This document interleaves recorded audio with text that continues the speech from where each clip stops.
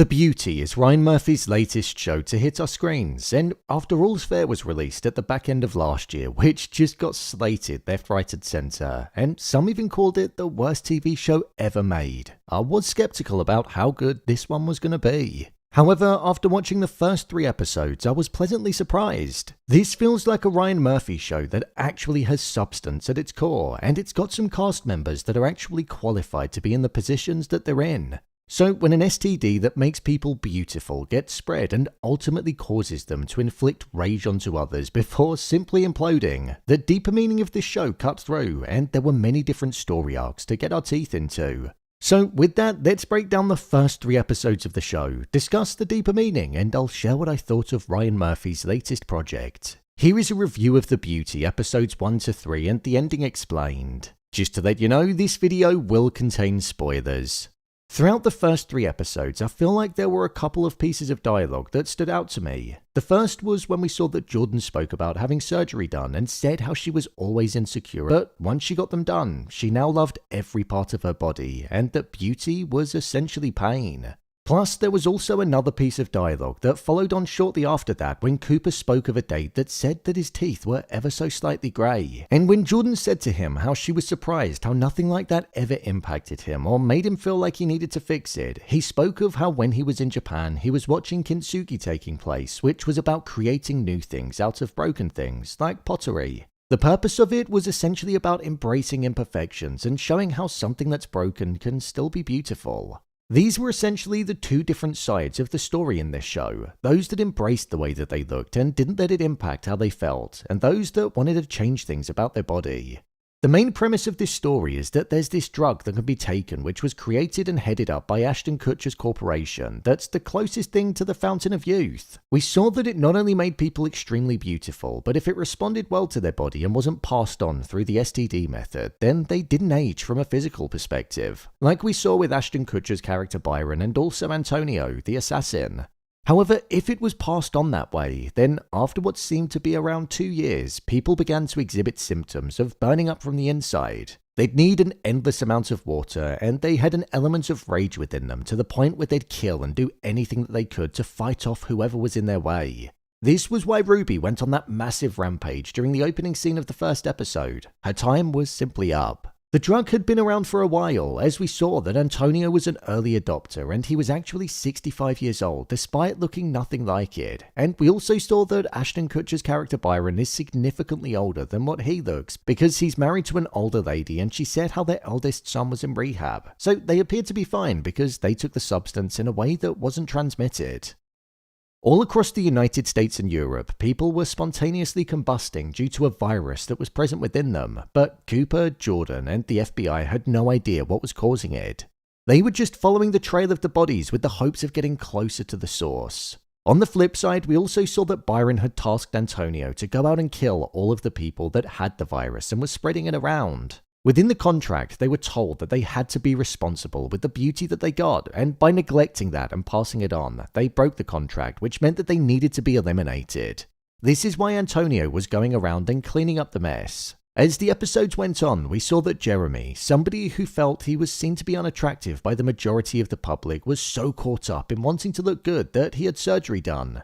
But when even that didn't make him a chat, he went back to the clinic and started killing the people that were there and blaming them. That was when the doctor called Claire, who had the virus, and passed it on to him. This ultimately made him attractive in ways that he'd never been before. He didn't know that he was carrying something that he shouldn't have been spreading, and that's why Antonio was going to kill him.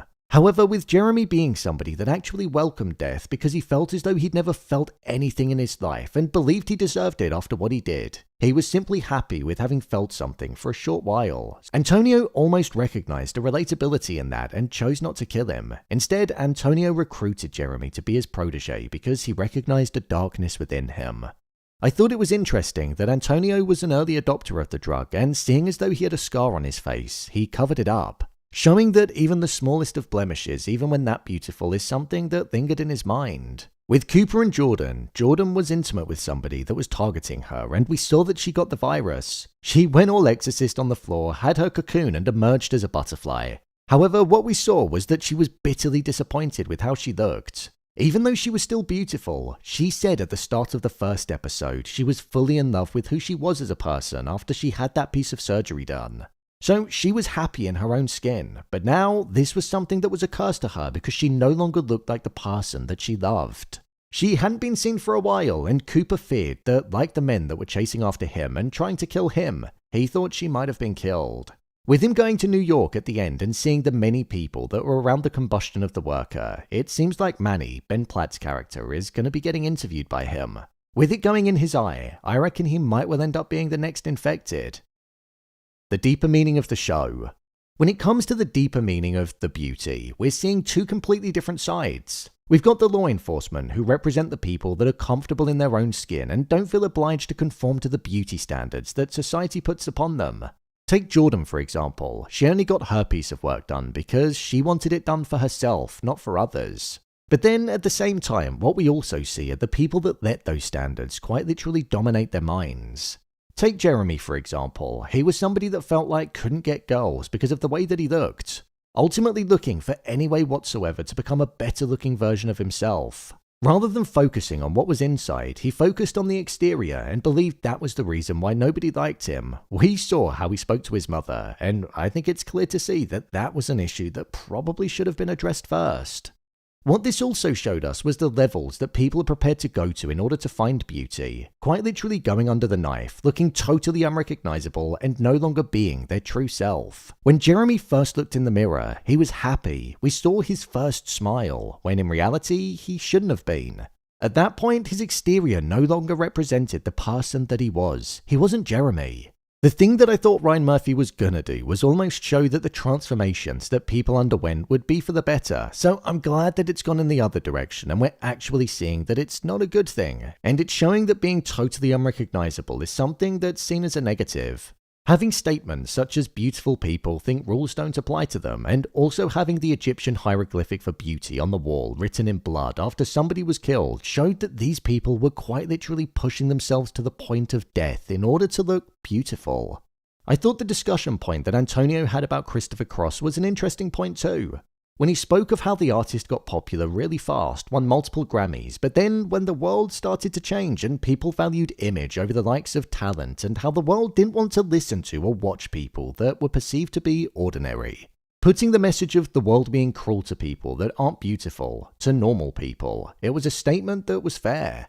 The way that the virus works is something that also has a deeper meaning. The subjects go through the process of what a caterpillar does when it eventually emerges as a butterfly.